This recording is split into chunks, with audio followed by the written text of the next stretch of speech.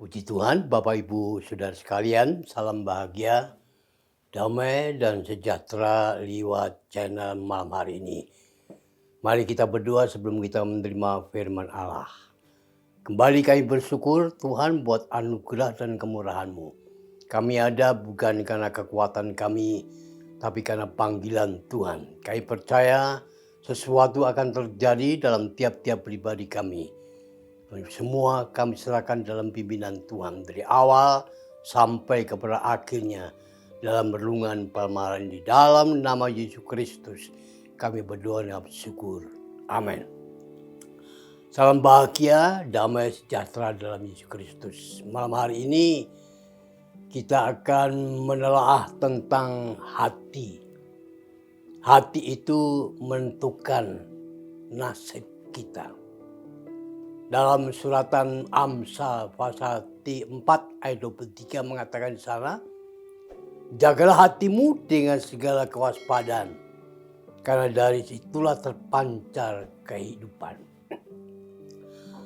Nah, Bapak Ibu yang dikasih Tuhan, pernahkah Anda, Bapak Ibu sekalian berpikir dan berkata takdirlah yang menentukan hidup manusia?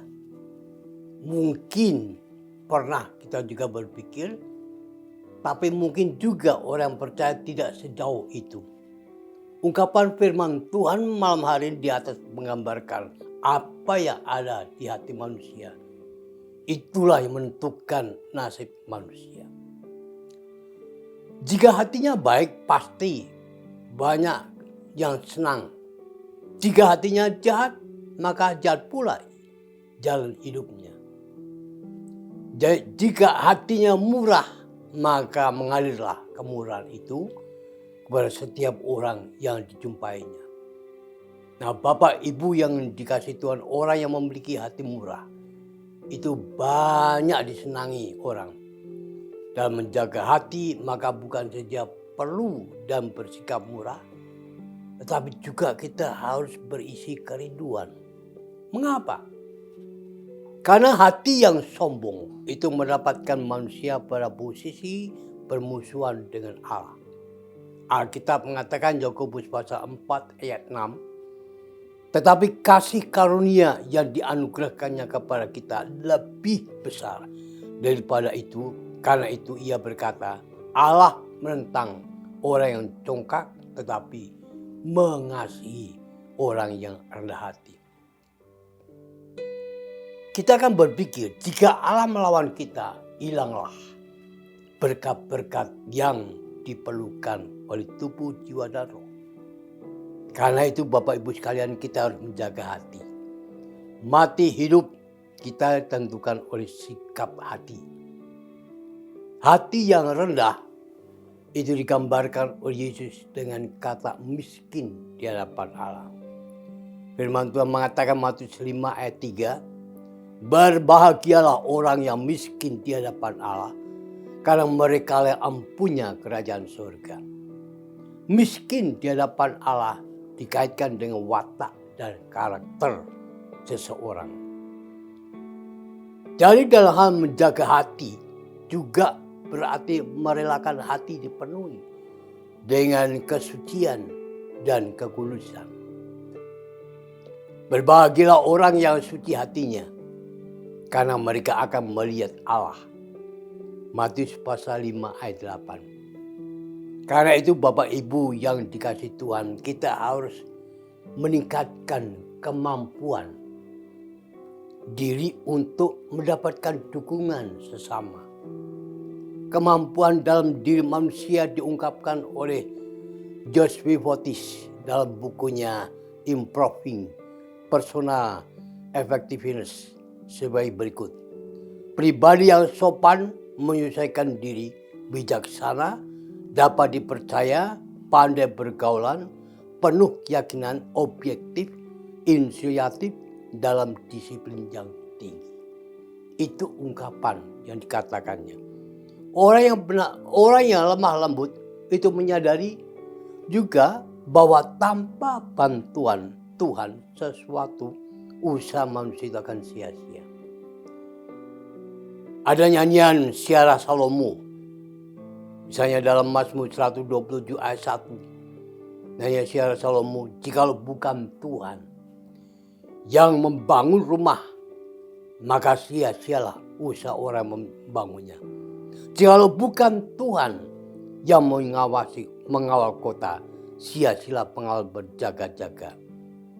Nah, Bapak Ibu yang dikasih Tuhan, betapa pentingnya dan harganya hati tiap-tiap kita orang percaya.